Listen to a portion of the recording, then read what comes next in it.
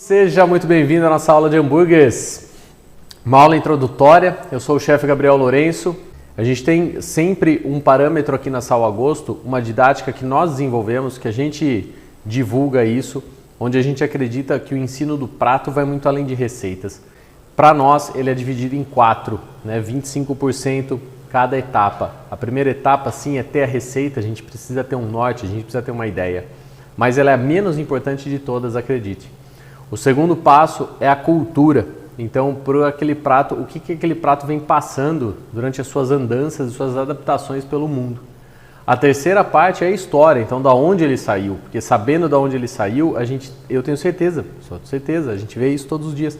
A gente sabe como ele foi feito e então a gente sabe modificá-lo. E para fazer tudo isso a gente precisa de técnica. Então, receita, cultura, história e técnica são os 4 pilares para você aprender um prato de uma forma perfeita, tá?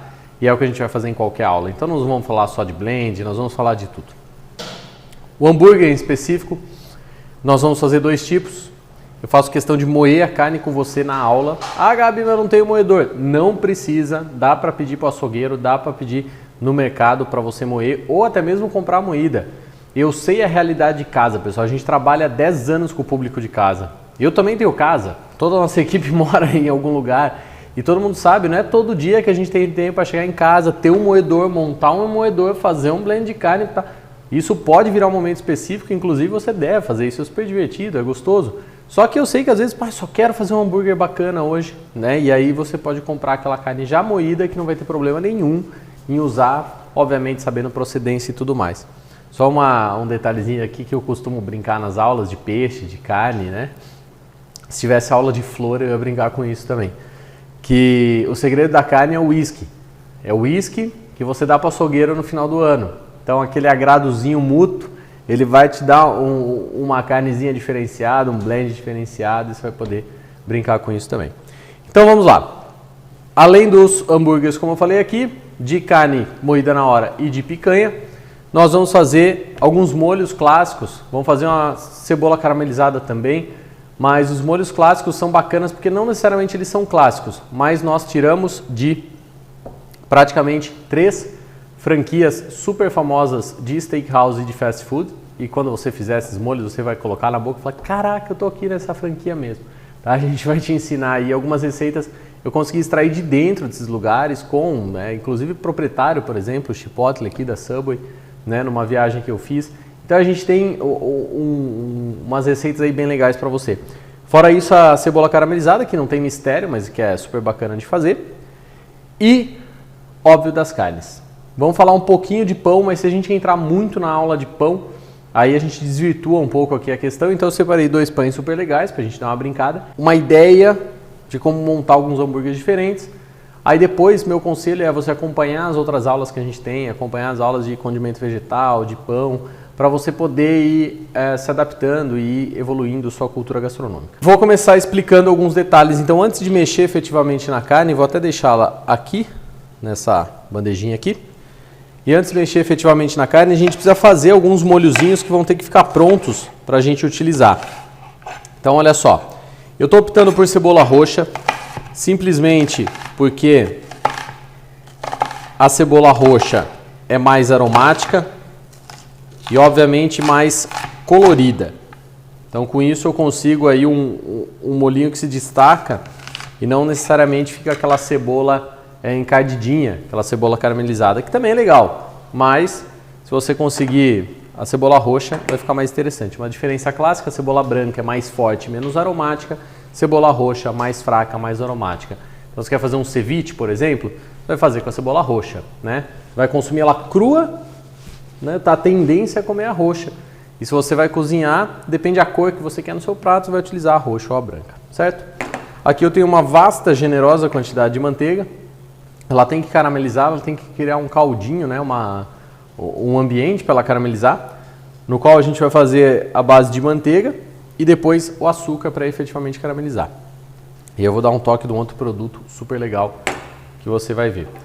Aqui a ideia é derreter essa manteiga devagar e eu já posso colocar a cebola. Então o que eu vou fazer? Eu não vou refogar a cebola, eu não vou dourar a cebola.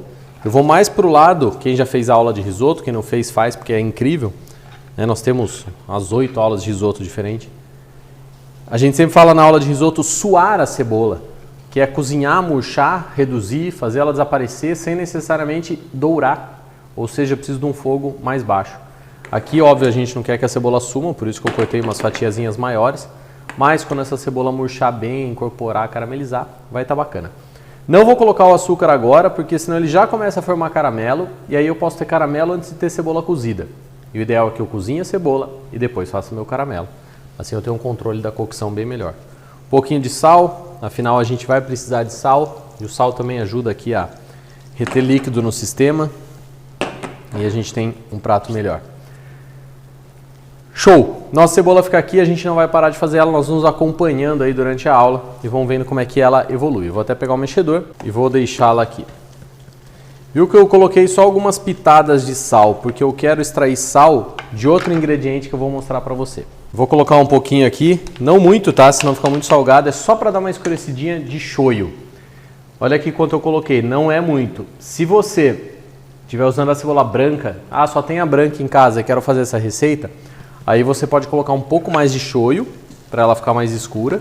E aí não precisa utilizar esse sal que eu coloquei. Você pode extrair todo o sal do shoyu. Mas ó, já deu um douradinho aqui bem legal. Show. Vamos deixar ela ali tranquilinha, sem mistério. Nessa panela eu vou fazer um outro molho que precisa dessa cocção durante a aula. E esse aqui eu acho que é um dos molhos mais bacanas. Por quê? Porque eu vou contar a história dele, vai ver que tem muita novela em volta dele. E vou contar como que você vai fazer o seu. E o mais legal é que eu já vi cases sair daqui de dentro da Sal a Gosto. Pessoal, foram mais de 21 mil alunos presenciais aqui dentro. Eu já vi case da Sal a Gosto de sair daqui, a pessoa se inspirar e começar a fazer seus próprios barbecues. Hoje tem mini fábrica de molhos, tá? Você vai poder criar o seu barbecue a partir disso. Vamos primeiro entender o conceito de molho barbecue. É o único molho cozido de hoje, tá? Os outros 3 são somente misturados. Então o conceito do barbecue vem do quê? Tradução literal, churrasco. A gente tem uma outra aula, as de steakhouse, que são muito legais, que a gente fala bastante do molho barbecue. Mas o conceito dele é churrasco. Porque barbecue é churrasco americano, né? Só que, assim como os Estados Unidos, o Brasil e o mundo inteiro, existem dezenas, centenas, milhares de formas de cozinhar uma carne no fogo. Aqui ele puxa um pouco para o churrasco mais sulista dos Estados Unidos, que é um churrasco extremamente defumado e aromatizado. Então é muito comum a gente ver as carnes dos churrascos do sul dos Estados Unidos terem muito tempero, aquele famoso dry rub que a gente fala mais na aula de steakhouse, né? Aquela coisa bem forte. Eu posso ter dry rub para hambúrguer, inclusive. E aí utiliza-se os pits, né? Que são aquelas churrasqueiras fechadas.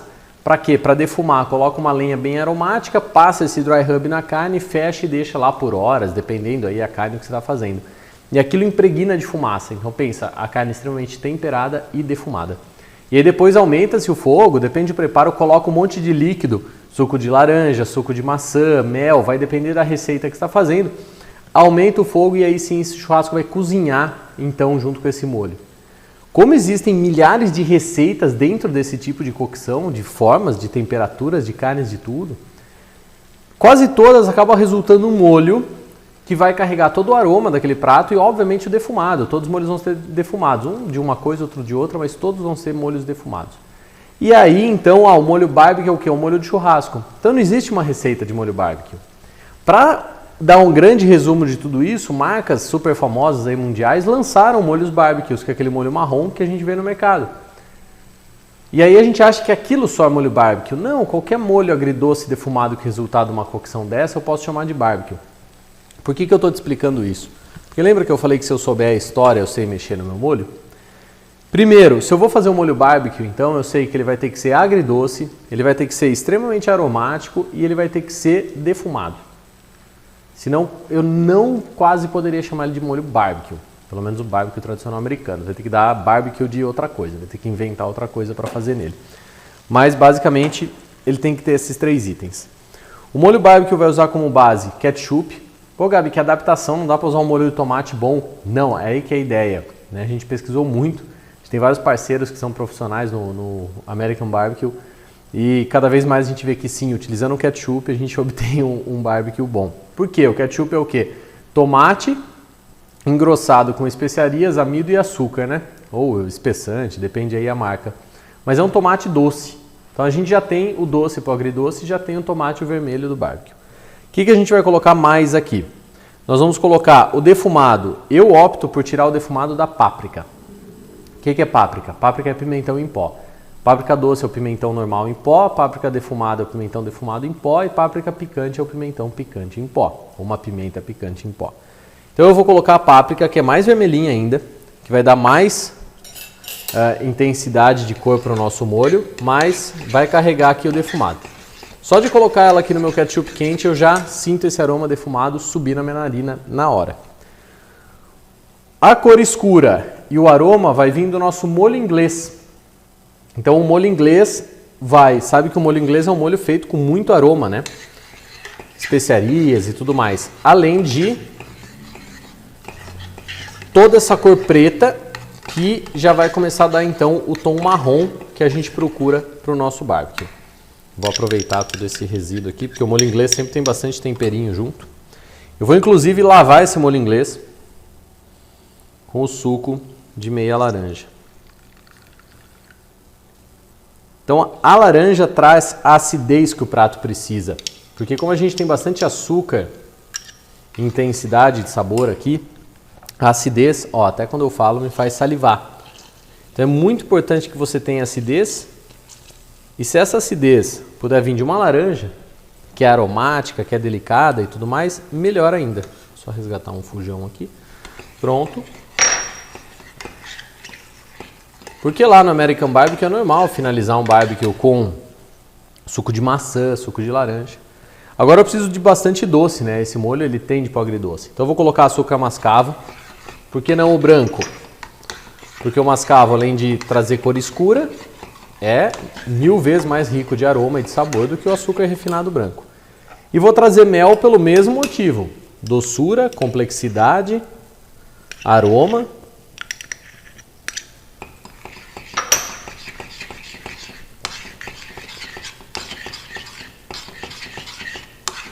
E vou deixar então esse molho barbecue cozinhar. Eu já tenho tudo que eu preciso, aroma, defumado e o agridoce. Ó, a nossa cebola aqui segue o barco, ela continua. Agora ela começou a querer ficar mais molinha. Agora que essa cebola está começando a ficar mais molinha, eu posso colocar o açúcar e manter um fogo médio baixo aí para ela ir caramelizando. Quanto de açúcar? Bem a gosto. Se não quiser usar o açúcar também, a própria cebola tem açúcar. Se você deixar ela por muito tempo ali, ela vai ficar molinha, meio que caramelizada sozinha. Porque assim, eu preciso falar uma coisa que... eu uso o nome nessa aula porque é fácil para você identificar. Mas eu não gosto desse nome gourmet, tá? Eu não acho hambúrguer gourmet, churros gourmet, né? Risoto gourmet. Porque o que é o gourmet? O gourmet seria uma cozinha, antigamente isso, né?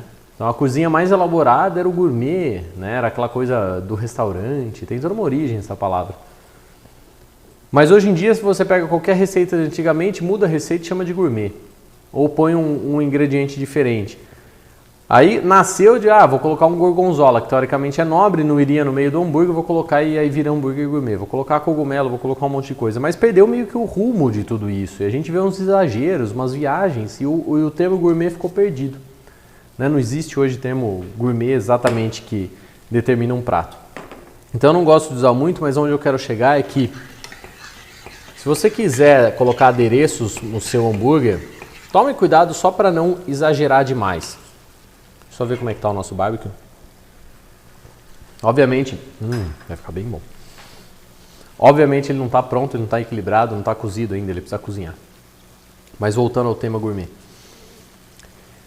Tome cuidado com o equilíbrio. O prato tem que ter equilíbrio. Pensa comigo, você faz um hambúrguer. Ele fica lindo para o Instagram. Você coloca carne, queijo, cogumelo, cebola caramelizada, salada, gorgonzola, anel de cebola, um monte de coisa.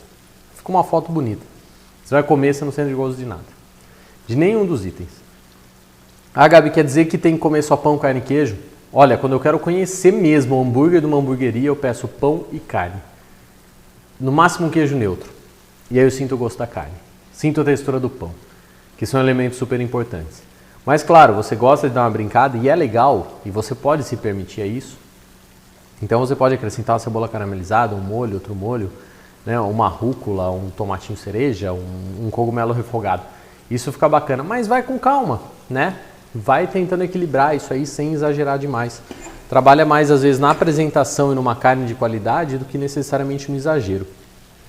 Nosso barbecue começou a ferver, então eu vou deixar ele dar uma cozida, engrossar, todos esses sabores aí ficarem homogêneos e depois eu sigo o baile. Vou reduzir aqui minha cebola. Então o açúcar começou a caramelizar a manteiga, agora minha cebola passa então a ficar caramelizada. Eu vou deixar só cortado aqui umas fatias de bacon, que eu vou usar em um dos meus hambúrgueres. Toma cuidado para o seu molho não grudar na lateral. Então você vê, a gente veio falar de hambúrguer e nós ainda nem entramos na parte das carnes, né? Que nós vamos fazer agora. Então, a origem desse prato, de onde que vem? Olha que bacana isso. Imigrantes de Hamburgo, né, os famosos hamburgueses, quando chegam nos Estados Unidos, como todos os imigrantes, tentam, né, trazer um pouco da sua cultura. Uma porque não sabe cozinhar outra coisa, né? Às vezes chega num local, não conhece os ingredientes, tem que cozinhar aquilo que sabia no seu país. Outra porque tem essa saudade, essa memória afetiva e tenta reproduzir as receitas do seu país. Foi assim com o Brasil, com todas as colônias, né? E os Estados Unidos, então, quando recebe esse povo, eles acabam levando para lá um embutido que é bem típico de lá. Aí agora você vai meio que visualizar, coloca depois no Google, ou se você comprar, assim, salame hamburguês. Daí você vai ver o tipo hamburguês. Ele é um salame bem maior e ele é cheio de gordurinha e toda a carne moída. Olha se não parece um hambúrguer. O que acontece? Eles levam essa carne para lá, só que como você bem sabe, um salame tem que curar. Eu não posso bater aquela carne crua de porco e já comer no dia seguinte. Eu coloco uma série de temperos, né, às vezes sais de cura e tudo mais, e esse salame cura. E aí eu deixo, às vezes, ele secar, e aí eu corto o salame e como. Então ele tem que passar esse processo de cura, que é uma cocção a frio, vamos dizer assim. Eu não posso pegar aquela carne crua e comer. Quando eles chegam nos Estados Unidos, aí tem a história bonita e acredito a outra que é a real. A bonita é que alguém resolveu grelhar essa massa de salame e saiu uma coisa linda. Eu acredito que ali foi uma questão de sobrevivência mesmo, sabe? Não posso me dar o luxo de deixar secando as coisas, eu faço a minha mistura, eu tenho que alimentar logo minha família. Então, para pegar aquela massa, né, daquele embutido hamburguês e não comê-la crua, tenho que cozinhar, ou a frio ou a quente. Então, eles pegavam aquela massa, amassava e cozinhava numa grelha, numa chapa, numa frigideira. E aí sai o steak hambúrguer, né? Ou steak à moda de hambúrguer. Ou seja, a carne feita a modo de hamburguês, a modo de Hamburgo, e daí sai hambúrguer. Então, basicamente, o hambúrguer é uma carne temperada e grelhada, sem estar curada, obviamente. Mas os americanos levam isso para um nível mundial. Eu digo que está na briga das duas comidas mais democráticas do mundo, que é hambúrguer e pizza. Praticamente qualquer lugar do mundo que a gente vá, a gente encontra alguma coisa de hambúrguer e pizza. Seja ele adaptado, mas a gente encontra. Por exemplo, uma vilazinha que não fala, lá no meio da Tailândia, você vai encontrar a fatiazinha de pizza ou algum tipo de hambúrguer para comer. Então os americanos conseguiram elevar isso para um nível muito incrível. Eu tenho aqui um dos cortes de carne mais famosos para hambúrguer, que é o famoso acém. Inclusive aqui eu tenho a ponta da agulha. Tá? O que significa isso? Deixa eu pegar minha faca de desossa. Significa uma carne da região dianteira do bicho, meio que entre o peito e a paleta. A paleta é o bracinho da frente, né, do boi, para quem não sabe. Então é uma carne considerada de segunda, às vezes de terceira. Mas como a gente sempre fala nas aulas de carne aqui da Sal a Gosto, não existe carne de segunda se o boi é de primeira. Então, hoje em dia, você pode pegar cortes de dianteiro mesmo e conseguir resultados muito bacanas. Basta você ter um boi de qualidade, basta você ter a origem dessa carne. Depois eu vou limpar melhor ela, vou só tirar aqui as partes principais, depois eu limpo mais essa parte aqui. E por que eu estou usando o acém? Por que eu estou falando o acém? Porque o acém é o ponto de partida, tá? Se eu quisesse carnes blends de carne. O que é blend de carne? É mistura. Então, basicamente, o que se procura num hambúrguer? Isso aí você pode anotar se quiser. Um blend que te dê de 10 a 30% de gordura. Tá, Gabi, como é que eu vou saber isso? Ou você sabe as carnes que já te dão gordura. Ó, só uma coisa, a nossa cebola tá caramelizada, tá? Como é que eu sei? Ela tá molinha e a maioria dela transparente. E eu já tenho um caramelinho grosso. Ó. Claro, essa manteiga eu posso usar para caramelizar outras, né? Eu escorro essa cebola daqui e caramelizo outras manteigas. Beleza, eu vou deixá-la ali e vou mostrando aqui, voltando a falar do nosso acém. Então você busca de 10 a 30% aí de gordura no seu blend. Por que isso? Porque eu não posso usar uma carne seca. Pensa que coisa horrível fazer um hambúrguer de lagarto, né? Depende da região que vocês estão aí no Brasil. Aqui no sul é tatu, né? Que é bovino, parte ali de trás do boi. Extremamente seco, zero gordura. E aí eu vou fazer um hambúrguer com aquilo, vai ficar muito estranho de comer. Por outro lado, pensa eu fazer um hambúrguer de cupim, que é 70, 80% gordura. Vai ficar um sebo só na boca para eu comer. Então é legal você ter um hambúrguer de 10 a 30. Não caiam em noias aí que o pessoal explica tanto, que ficam falando, tem que ter 30, tem que ter 30. Não, tem que ter o hambúrguer o quanto você quiser. Mas essa média ele entre 10, 30, até 40% de gordura é bacana para você obter uma mistura legal. Eu deixei para limpar aqui na frente de vocês mesmo, para mostrar que se vocês comprarem um pedaço de carne, vocês vão ter uma considerável perda aí de limpeza, né? Porque eu não posso deixar tanta membrana dura, porque senão isso vai moer, no fim vai parar no meu prato. E aí não vai ser legal moer ou comer uma membrana dura dessa. Eu tenho que limpar bem. Então daqui a pouco, se vocês podem pedir pro açougueiro de vocês que ganhou o whiskyzinho moer, melhor ainda. O único detalhe é que você pode moer no fino ou no grosso. Isso já é uma aula um pouco mais avançada de hambúrguer, tá? Mas se você olhar essas máquinas que moem, ela tem um disquinho que é da onde sai a carne moída aqui. E esse disco eu posso optar por ele mais grosso ou mais fino. Dependendo da minha opção, eu vou ter que trabalhar esse hambúrguer de uma maneira. Por exemplo, se eu tivesse essa moagem mais grossa, eu preciso dar alguma liga nesse hambúrguer. Porque ele vai estar mais separado. Não sei se você me entende, ele vai estar menos compacto. Agora, se eu molho mais fino, ele vai estar mais compacto. A picanha eu já moí, que senão eu ia fazendo todo esse processo com vocês. Ela já está aqui. E você vai reparar que eu moí a picanha bem fininha. Porque eu vou mostrar o que eu vou fazer com ela. E esse aqui eu vou moer um pouco mais grosso. Porque olha que legal. O hambúrguer não teria regra. O hambúrguer você podia pegar qualquer carne, e já vou falar as mesclas, né? E temperar só com sal e ele estaria bom. Mas você pode temperar o hambúrguer e pode dar liga. Então eu vou fazer um hambúrguer com liga e um hambúrguer sem liga. Isso vai entender o que eu quero dizer. Vou ligar o moedor e vou passar então a minha carne, que é até mais fácil passar assim, aqui no moedorzinho.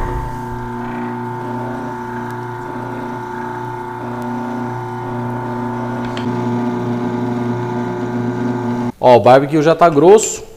Dá uma olhadinha aqui. Gabi, mas não tá grosso que nem o do pote quando eu tiro de lá. Sim, aquilo lá é quando esfriar, né? Aí sim eu consigo deixá-lo dessa maneira. Daquela forma mais densa.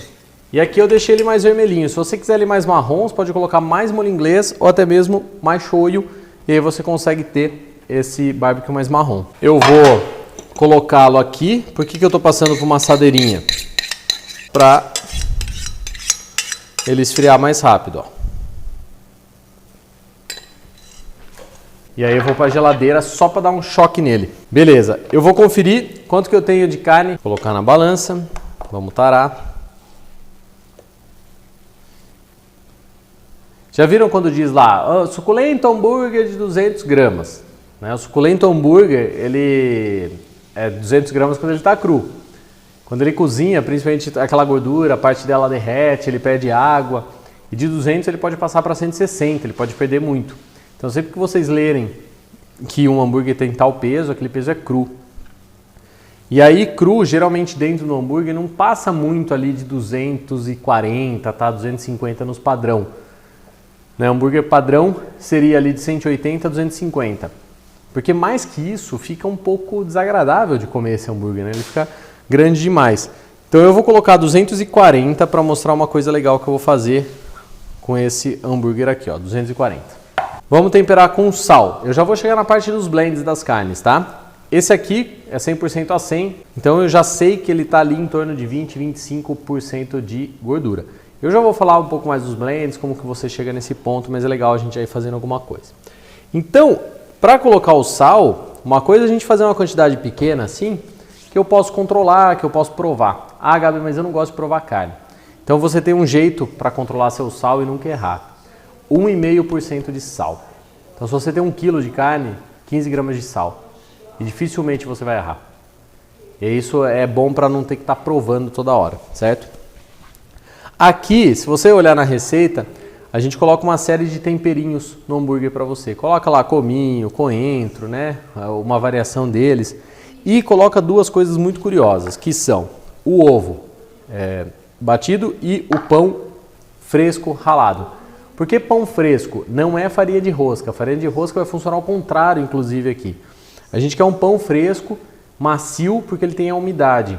Então você pode jogar no processador, no liquidificador, onde você preferir esse pão para triturar. O que vai acontecer com o pão quando eu trituro ele? Ele, com essa umidade, ele absorve parte da gordura e ele, trabalhando junto com o ovo, absorve o ovo e o ovo cozinha. Então eles funcionam como elemento de liga. Mas lembra que eu falei antes que eu vou fazer um com liga e um sem liga. Então esse aqui eu vou fazer sem liga para mostrar para você. E o de picanha, já que eu moí ela mais fina e eu vou querer fazer uma apresentação diferente, eu vou dar a liga para ele não rachar. O que vai acontecer sem liga, Gabi? Quer dizer que sem liga racha sempre? Não quer dizer isso. Quer dizer que você tem um hambúrguer que não necessariamente você vai morder e fazer os 4 dentinhos nele. Você vai morder esse hambúrguer, ele meio que vai se quebrar um pouco. Tem gente que gosta disso, tem gente que não gosta. É só uma questão de você escolher. Então eu temperei aqui com sal, eu vou colocar um pouquinho de pimenta, vou colocar um toque de mostarda,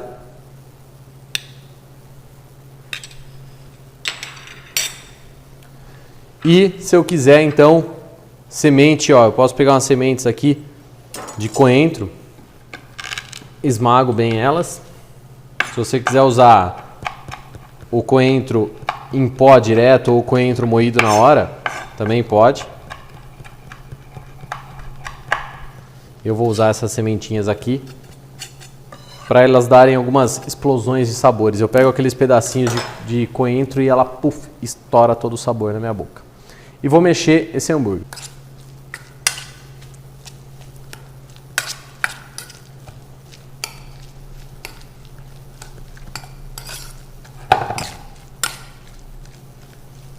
Vou misturando ele aqui.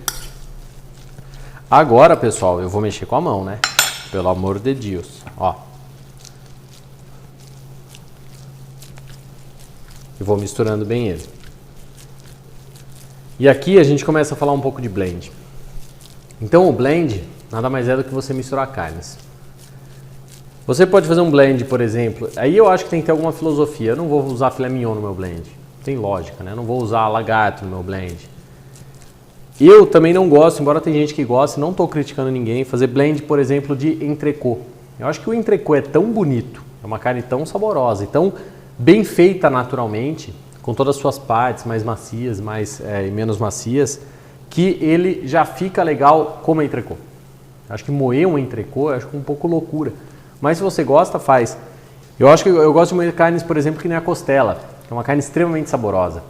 E aí, quando você começar a fazer seus blends, você tem que ter um mínimo de conhecimento de quanto tem de gordura em cada carne. Então, a 100 tem de 20 a 30, a costela tem de 30 a 50. E aí você pode começar a brincar com isso aí. Mas, se eu mostrar aqui para você, ó, por exemplo, aquele pedaço de carne, tá? Qual é a diferença de gordura marmoreada e capa de gordura? Capa de gordura é essa questão amarela que a gente vê em volta. E a gordura marmoreada é a que tem no meio da carne. Então, se eu vejo que não tem gordura no meio da carne, eu considero só aquela gordura de fora. Isso é caso você queira pesar, né? Não precisa chegar nesse nível. Mas caso você queira pesar, você pode pensar nisso. O exemplo clássico é a picanha. A picanha não tem tanta gordura entremeada, pelo menos a maioria das raças. Ela tem gordura em cima, aquela capa bonita de gordura da picanha. Qual que é meu conselho sempre? Você vai fazer um hambúrguer de picanha, tira fora aquela capa e faz a proporção ali. 70% carne, 30% gordura. Pica e moe, tudo junto. Acabou. E aí você tem seu hambúrguer de picanha 30% gordura. E se você começar a misturar outras carnes, só tomar um pouquinho de cuidado nisso. Tem que provar, eu não ligo de provar. Para mim isso aqui é um tartar, né? Um steak tartar. Bem bom, tá ótimo. Eu vou manter dessa maneira. E aí, já que eu fiz 240, eu vou fazer 2 hambúrgueres de 120. Mas antes disso, eu vou fazer alguns molhos para vocês. Eu vou temperar a picanha, vou deixá-la curar também. E aí a gente deixa essa carne curar um pouco, depois a gente deixa os molhos prontos e a gente vai ter tudo pronto para ser feliz. Então, no da picanha, que a gente moeu ela bem fininha, para ela ficar um pouco mais compacta, eu vou temperar com sal. E eu acho assim, a picanha tem um sabor tão único que eu acho que não tem que ficar colocando tanto tempero como mostarda, cominho e tal. E eu gosto de valorizar o produto. Então eu vou colocar páprica doce, que quase não tem sabor, mas vai dar um vermelho muito legal no hambúrguer. E o único tempero realmente que eu vou colocar é um pouco de molho inglês. Para ele trazer aquela coisa meio cítrica do molho inglês, sabe? Aquela coisa herbácea assim, que abre toda a gordura da picanha, porque a picanha é bem gordurada, né? Claro que aqui a gente deixou em torno de 30%. E eu te confesso, eu moí essa picanha, eu não pesei a gordura. Ela estava com uma capa bonita de gordura, moí direto. E aqui a gente vê a presença de muito mais pontos brancos maiores, porque a gordura da picanha, ela é mais densa, né? Então a gente consegue ver claramente todos os pontos da gordura aqui.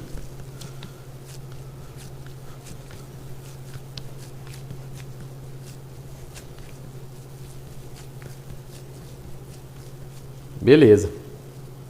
Aí eu estou praticamente igual ao anterior, só que agora eu vou dar a liga. Como o ovo e o pão não interferem no sabor, e eu vou querer fazer diferente, então eu coloco aqui o pão ralado e o ovo.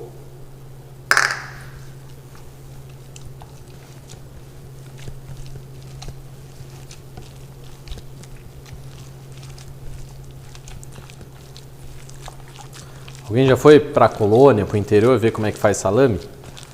Dá para misturar tudo bonitinho numa máquina e tal, mas é no braço, né, que mistura tudo. É que nem a gente está fazendo aqui.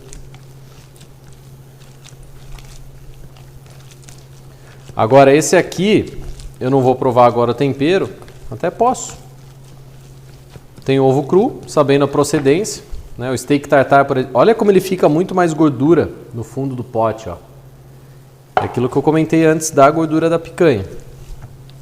Ela é mais densa, né? Ela é mais encebada, não no mau sentido. Então eu posso provar o ovo cru se tiver procedência. Ó, foi bom provar. Um pouquinho a mais de sal e um toquezinho a mais de molho inglês.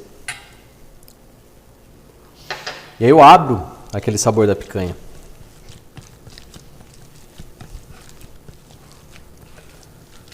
Porque eu não sei, tem gente por aí que coloca tanto tempero nos hambúrgueres de picanha que às vezes eu chego a pensar se é picanha mesmo que tem ali dentro ou não, né? Porque a galera tempera com força.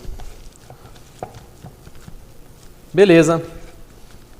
Nossa carne está aqui. Vou deixar ela dar uma curadinha também. Ah, Gabi, você está falando tanto em curar, é importante. Olha, se você conseguir deixar um tempinho, principalmente dia que está quente, né? Deixa na geladeira. Mas se você conseguir deixar um tempinho parado, olha a diferença de cor aqui, ó. A picanha está bem mais vermelha. Esse aqui está bem mais acinzentado. É a reação da carne aqui oxidando e trabalhando aí com o tempo. Então se você conseguir deixar ela descansar um pouquinho, melhor ainda. Ela dá uma curada, né? Solta todos os elementos. Ó a nossa chapa, ó, bem quente. Vou misturar os molhos para vocês. Aqui eu tenho maionese, sriracha e óleo de gergelim torrado. Tá, Gabi, vai com calma e me fala o que é cada coisa. Maionese, essa inclusive pode ver que é branquinha, essa tá mais densa e mais amarelo. Essa é a nossa famosa maionese caseira, que a gente faz em várias aulas e a gente mostra em algumas redes sociais nossas. Se você nos segue ali na Sal Agosto, Chef Gabi, a Chef Publisher, nossa editora, você já viu a gente fazendo essa maionese caseira. Né? Pode usar a caseira ou não, depende aí do seu objetivo. Esse molho, pessoal, é o famoso molho original, porque hoje já mudou a receita, do Chipotle da Subway. Então eu coloco a maionese, a sriracha e o óleo de gergelim torrado, exatamente como está aí na receita de vocês. Mas aqui tem um monte de confusão em relação a esse molho. Primeiro, chipotle mexicano não tem nada a ver com isso. Chipotle mexicano é pimenta defumada. Não tem nada de pimenta defumada aqui. Mas a Subway acabou chamando dessa maneira de chipotle. Sriracha. Sriracha é uma pimenta vermelha da tampinha verde. Não é tão fácil achar, tem um galo na capinha. Tem algumas empresas brasileiras que produzem tipo sriracha. Como a sriracha é uma marca, né, tem que ser tipo sriracha. Então você pode encontrar por aí. O escrito, como a gente coloca no material, é o jeito que escreve certo, só você pesquisar em alguma loja que você queira. Mas basicamente ele é um molho de pimenta bem aromático, ele tem toda uma história do imigrante, do Vietnã, que tem a marca chinesa que produz nos Estados Unidos, é uma loucura. É uma pimenta super famosa no mundo inteiro. E aí a gente pode, então, usar todo esse aroma da pimenta a nosso favor. É o molho mais simples que tem. Hoje em dia, como eu falei, mudou. O molho do Chipotle da Subway tem fumaça em pó. Então, para lembrar um pouco do defumado, acho que o pessoal começou a cobrar, né? Chipotle, cadê o defumado? Mas o original é isso aqui, maionese, sriracha e óleo de gergelim torrado. Tem que ser o óleo de gergelim torrado. Se você usar o óleo normal, sem ser torrado, ele não tem gosto nenhum, não vai ficar bacana. Show! Fácil, né? Só misturar, eu falei que era assim. O próximo molho, esse aqui é muito legal, porque esse molho é o molho australiano, mas que não tem muito a ver com australiano, tá? Vamos entender isso aí.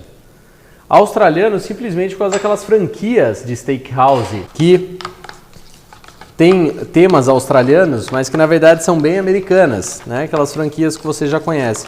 Esse molho é o molho que vai na cebola. Então aquela cebola lá que em forma de flor, toda frita, empanada, que a gente tem na aula de steakhouse também, esse é o molho que vai nela, mas é um molho que fica super bem com hambúrguer. Então a gente mistura ketchup e maionese, pega páprica, páprica doce também, não precisa usar defumada nesse caso. E aí a gente vai colocar um elemento que chama horseradish. Que raios é isso, Gabi? É um outro elemento difícil de encontrar. Claro, depende da cidade aí e o centro metropolitano que você mora, senão é bem fácil. Mas ele é basicamente um tubérculo branco, que é a famosa raiz forte. Ah, a raiz forte é do sushi? Nada a ver. A do sushi é o wasabi. O wasabi é um nabo verde que a gente rala e ele sai aquela pastinha verde. Porém, a produção de wasabi é muito pequena pelo consumo do mundo. Então a maioria do wasabi que a gente come no sushi bar por aí, pasmem, não é wasabi. É a raiz forte americana, que é essa batata branca, vamos dizer assim, tingida de verde. Então você vai ler atrás lá, raiz forte, não wasabi. Porque é uma coisa branca que tem o mesmo sabor, tingida de verde. No Brasil, a gente tem a irmã da horseradish, irmã gêmea, que é o creme. O creme, para quem é do sul, vai se identificar mais fácil. É a mesma coisa, é uma batata, um tubérculo que é extremamente forte, também chamada pelos indígenas com alguns nomes que parece que lembra o raiz forte. Só que o creme, o pessoal fala, ah, não é branco, o creme é roxo. Não, o creme é roxo dessa cor aqui porque ele fica no vinagre de vinho tinto, pessoal, senão o creme é branco. Então, se você não tiver acesso ao horseradish, por exemplo, mas quiser usar um creme gaúcho, pode utilizar. Um creme da Serra Gaúcha aí, ou de Santa Catarina, você pode utilizar. A única coisa que vai ser difícil você encontrar o creme sem ser no vinho tinto. Então, se você utilizar, assim como eu estou utilizando, estou fazendo aqui um australiano gaúcho, o creme no vinho tinto, ele vai dar um pouquinho de cor para o seu molho. O que eu não vejo nada de ruim, porque eu adoro essa cor tinta e ainda a gente valoriza o que é nosso. Mas se você quiser procurar por aí, você vai encontrar nos empórios a pastinha de horseradish, que é essa pastinha de raiz forte americana branca.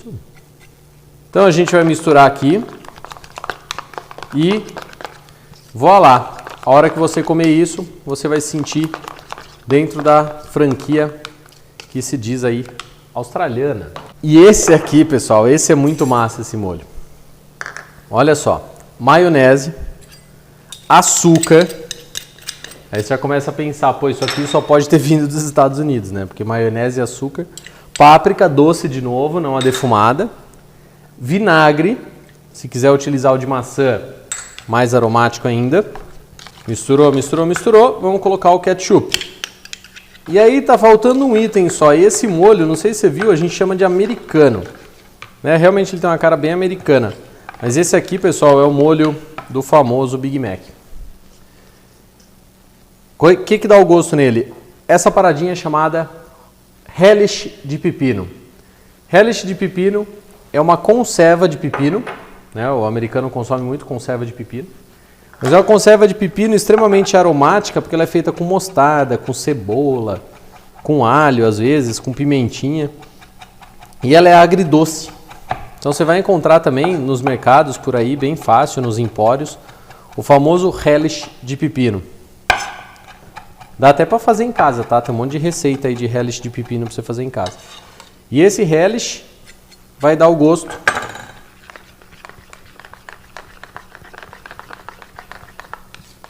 do Big Mac aqui. Vamos deixar esse molho também aqui na frente descansar. 3 molhos prontos, o nosso barbecue também está gelando. Eu vou pegar ele lá na geladeira. Tá aqui, ó.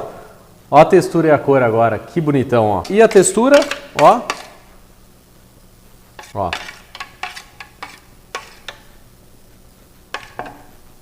Textura do molho que a gente compra por aí. Bastante receita de molho para vocês, porque, como eu falei, a gente acredita que o hambúrguer tem que ser tudo isso. Pensou que legal, agora você tem um monte de alternativas. Se você multiplicar a quantidade de alternativas de carne com molho, você tem aí mais de 100, 200 variações de hambúrguer. Nós vamos passar então para o processo de grelhar efetivamente. Eu tô com essa panela que está super quente. Ela está na verdade ligada num foguinho baixo desde quando a gente começou a papear.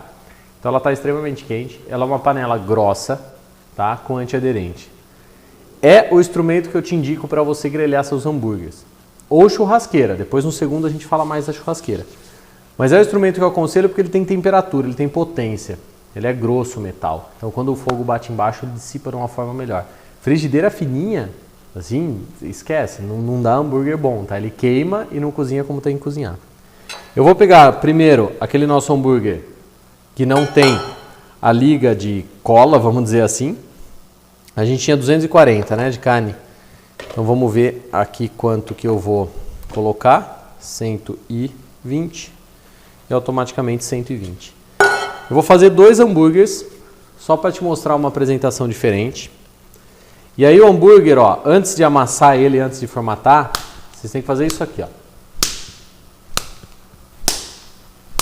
Isso aqui é a compactação do hambúrguer, para ele ficar mais moldável. Então a gente tira todo o ar e realmente compacta o bichinho. Aí nós vamos ver o pão que a gente vai usar. Eu optei por usar esse pão marronzinho aqui integral, que está bonito. E por que a gente tem que ver o nosso pão? Porque o hambúrguer encolhe. Lembra que eu falei no começo da aula que ele perde água e gordura. Então, se eu fizer o meu hambúrguer do tamanho do meu pão, ele vai encolher e vai ficar aquela coisinha feia no meio do pão, sabe? Que você vê por aí. O pão assim e o hamburguinho perdido lá no meio. Então ele tem que ser maior que o pão, ó. Mais ou menos um dedo, 1 centímetro aí, maior que o pão. Essa dica é muito legal pelo aspecto visual da coisa.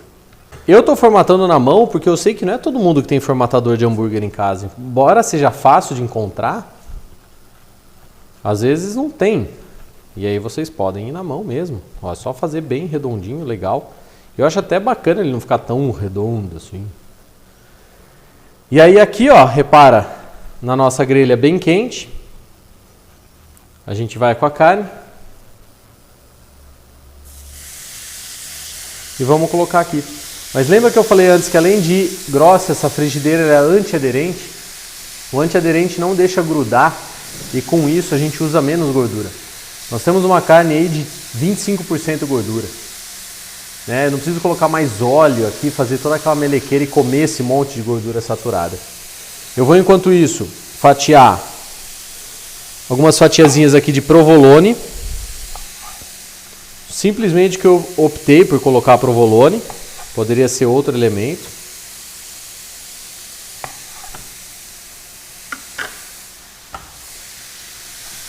Vamos deixar ele grelhar bem. O hambúrguer se vira uma vez só e não se espreme, a não ser que você esteja fazendo um smashed, que está super na moda agora, que põe um papelzinho manteiga aí, aperta e espalha ele. Ele ficou um hambúrguer bem fininho, é o smashed. Enquanto isso, eu vou pegar aquele monstro do nosso hambúrguer de picanha, vou ver quanto que ele está de peso, porque a gente acrescentou o ovo, acrescentou tudo, né? E ele está aí com 285 gramas. Lembra que eu falei que pode ser um pouco aí demasiado, então eu vou tirar aqui um pouquinho, vou fazer mais ou menos aí uns 220. Por quê? Olha o que eu vou fazer com esse hambúrguer de picanha. Vou espalhar bem ele assim. Aí eu vou pegar um pouco de queijo cheddar. Vamos ver como é que tá o nosso hambúrguer aqui. Como é que eu sei a hora de virar? É só você ver se tá uma crosta bonita e se ele começou a subir esse cinza. Tá vendo o cinza aqui do lado, ó, que tá cozinhando? Ele já tá quase subindo até em cima do hambúrguer. Então esse hambúrguer está sendo cozido. Claro que quanto mais cru você quiser ele, mais rápido você vira para terminar logo, né? Ó, com a marquinha da grelha ainda para ficar charmoso. E aqui eu vou dar uma picadinha nesse cheddar. E olha a sacanagem que eu vou fazer. Eu vou colocar ele picado aqui dentro.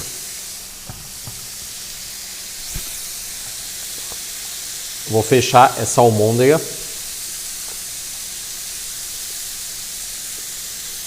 E vou achatar ela agora. E eu fiz um hambúrguer giga, porque o pão que eu vou usar é um pouco maior, ó, do que o anterior.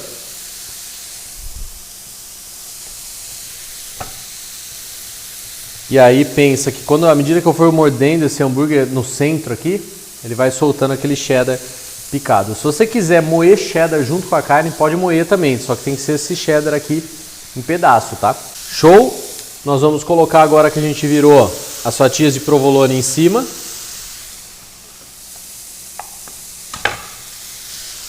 E aqui a gente vai para um processo que a gente chama aí de abafar. Porém, antes eu preciso selar o meu pão. O que é selar o pão? É literalmente criar uma crostinha nesse pão para que ele não absorva o suco da carne e estrague. Acho que já deve ter acontecido com você de você comer um hambúrguer e ele começar a amolecer todo o pão e no fim tá uma meleca só. Às vezes sim, o hambúrguer é muito grande, solta muito líquido, pode acontecer isso. Mas o ideal é que você sele bem o pão assim, ó, cria essa crosta dura e aí a água penetra mais dificilmente no pão. Então para hambúrgueres suculentos, como é o caso desse que a gente está fazendo, ajuda bastante. Depois eu já vou deixar o nosso próximo pão aqui, a gente sempre corta com cuidado para ele ficar uniforme, não ficar a torre de Pisa. Ó, seladinho. Ó, peço para você ouvir o barulhinho, ó. Crocante. Pode deixar mais se quiser. Eu vou só assim, tá bom? Pegar uma tampa e vou abafar o meu hambúrguer. Quando eu abafo, eu termino de cozinhar ele mais rápido e derreto o queijo. Vamos lá para a montagem então. Base selada. O molho não se coloca na base, o molho se coloca na tampa do hambúrguer para ele não desmanchar. Pego nosso primeiro hambúrguer, vou colocar aqui. Vou pegar um pouquinho de cebola caramelizada.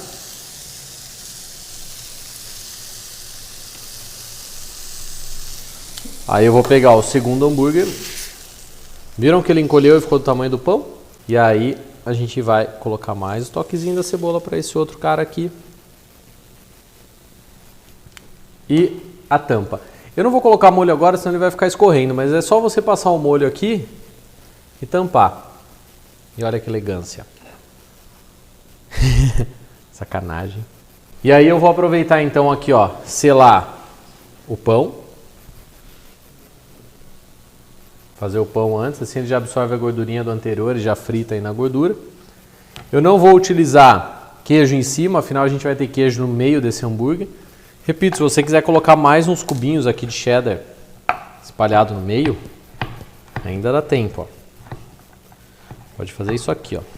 Esses aqui estão menores do que aqueles que a gente pôs no centro, né? Esse aqui eu pego mais um pouquinho de cubinho de cheddar, ó. Faço isso aqui. Incorporo. E aqui a ideia é que ele vai abrir mesmo, tá? Que ele vai expor o cheddar depois.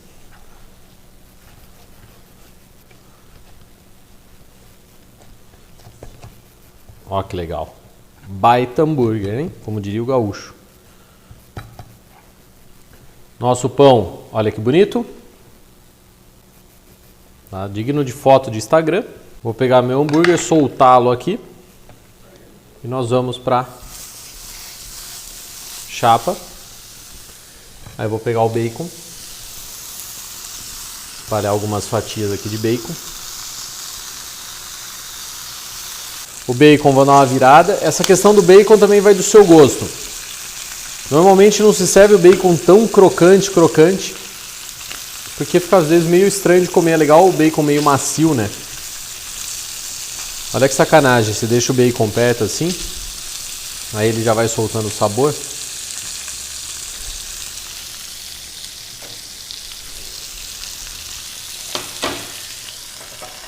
Tampa aqui, que além de fazer o queijo derreter, que no caso do nosso não vai ter queijo, a gente faz o hambúrguer cozinhar um pouco mais rápido. Vamos virar nossa criança aqui. Viram como esse, ó, claro, o queijinho já está derretendo, né, para alguns lugares aqui escapando. Vocês viram como esse, ele está muito mais compacto aqui, ó, ele não quebra, ele não tem aqueles sulcos do lado que nem o outro. Por quê? O que a gente colocou nesse? A liga. Então é isso que eu queria chegar. Não quer dizer que um está certo ou outro está errado. Faz o que você preferir. Só que se você quiser um hambúrguer mais trabalhado, você precisa dar um pouco de liga nele. Esse bacon eu já vou tirar, porque para mim o bacon tá bacana. Eu acho que mais que isso é demasiado a gente cozinhar o bacon. Só esse aqui que tá mais gordinho vai ficar aqui dentro. Quer envolver eles em papel manteiga, é legal. Quer servir com um palito cravado no meio quando o hambúrguer é muito alto, é bacana também. Se eu quiser colocar salada na base do hambúrguer, tem gente que vira o nariz, posso colocar uma saladinha aqui. Ó, pegar essas folhas que estão bem bonitas.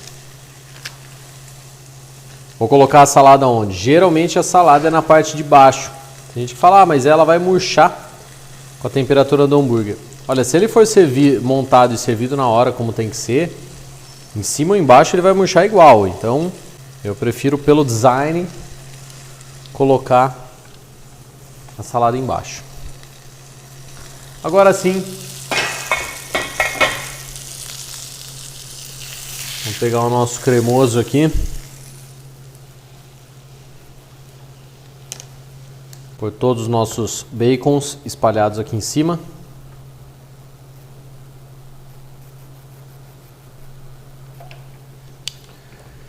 Se eu quisesse o molho aqui na tampa, repito. E só fechar aqui. Aqui tá o duplo.